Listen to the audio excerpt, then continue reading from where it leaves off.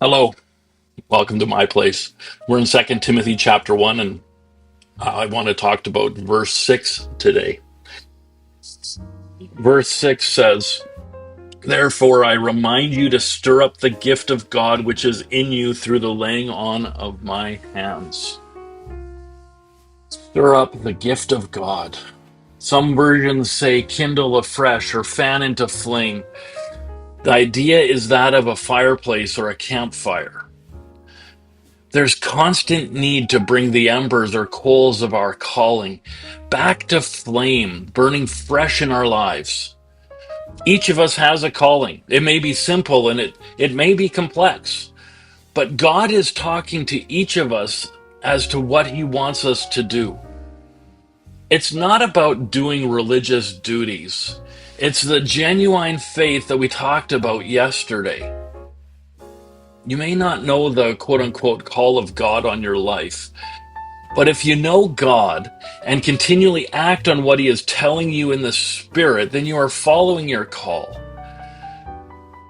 If this is you that doesn't know the call of God on your life, you know what? I would recommend a time of retreat and reflection to discover God's call for you. You know, not everyone is what would be termed full-time ministry, but everyone has a calling on their lives that God will use to reach others. When Moses was meeting God at the burning bush, he questioned God's choice of him to lead the Israelites. He was not convinced that he had the right skill set to accomplish the call that God had. And God said the most amazing thing to him. What is that in your hand? It was Moses' staff. God ended up using the tool that Moses had in his hand for some of the greatest miracles that the people of Israel had ever seen. It's not about the tool. It's that God used the tool. God says the same to you. He wants to use what he has already equipped you with.